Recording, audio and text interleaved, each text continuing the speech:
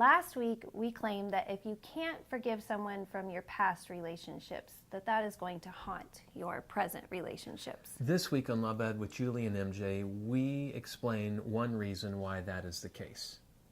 And that reason is that bitterness is not biodegradable. We're tempted to believe we can just keep the past in the past and we can just forget about it. You know, don't make a big deal of it. Mm-hmm. Just go ahead and go move on.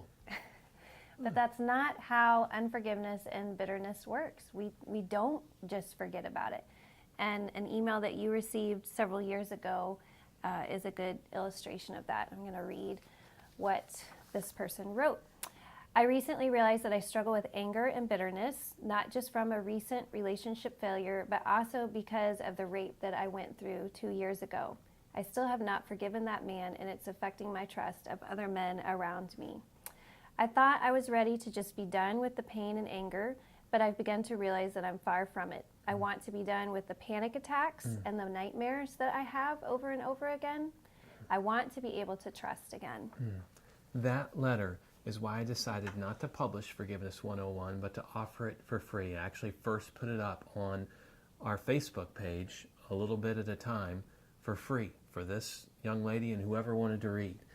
But along the lines of this idea that bitterness is not biodegradable, think about burying nuclear waste. Yes, you have nuclear waste, it looks ugly. You bury it, it's gone. Boom, done.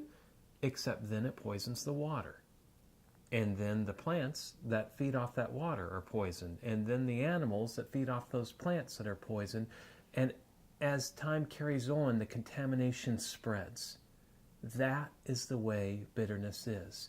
Not only does it not go away when improperly handled, it poisons everything it comes into contact with. Not immediately, though, eventually.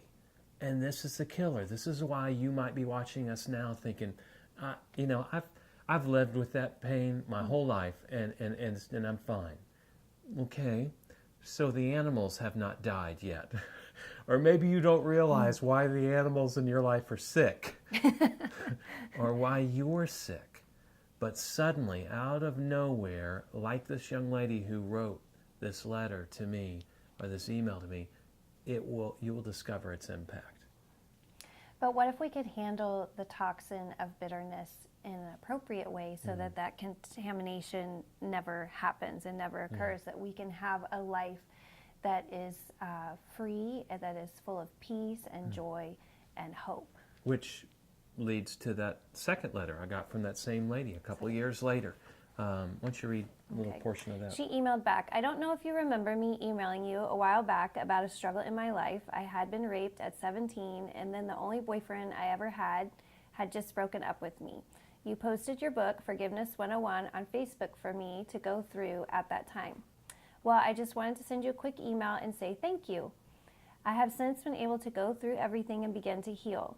As I was going, I found this wonderful Christian man that sort of fell into my lap, per se.